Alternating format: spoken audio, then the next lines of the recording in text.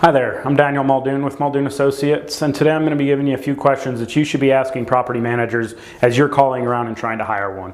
I think it's important that you use a template across property managers because a lot of property managers offer similar services. So what differentiates property managers from other property managers is their level of competency in their market areas, the amount of education that they participate in and partake in. Here in the state of Colorado, we have relatively low continuing education standards. It's only 24 hours per 3 years that you're licensed. Are you required to take continuing education courses and classes? So it's a very small amount of continuing education. I think it's important that you should know how many properties they manage and how effectively they are managing them. So some questions that you're going to want to ask your property manager is, how much continuing education do you take and how important is continuing education to you? I would also ask them, how many properties do you manage and how many staff members do you have assisting you? A general rule of thumb is you're looking about one licensee per 80 to 100 units. So in a property management company such as my own, where we manage anywhere between 250 and 300 properties, I'm the sole licensee overseeing the property management operations, but then I have that staff under me that assists me with non-licensed activities, answering phone calls, responding to tenant inquiries, showing our rental properties, receiving and assigning our maintenance requests.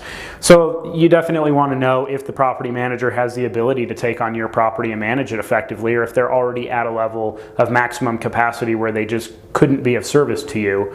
Obviously, you want to know what they charge. Prices do vary dramatically between property management firms.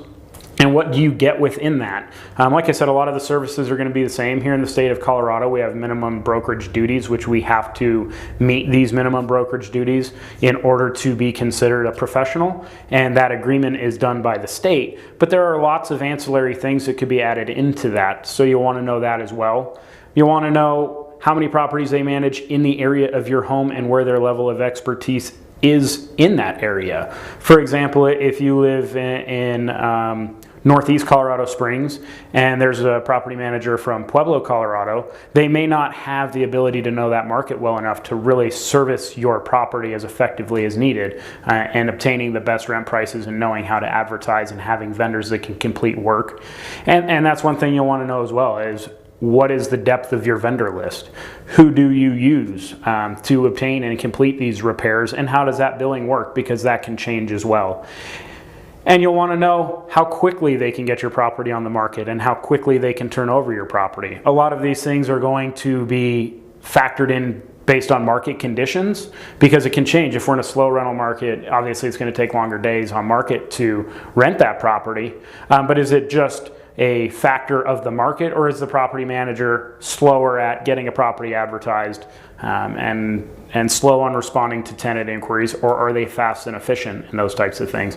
At the end of the day, the property manager needs to be working for you, because that's the capacity in which we work in, and we're looking out for your best interests in the real estate transaction. So I hope you can take these few questions and apply them as you're calling around to property management firms, and it should give you an insight as to which company is going to be most beneficial to work with. I'm Daniel Muldoon with Muldoon Associates, and I appreciate your time today to watch this video. Thank you.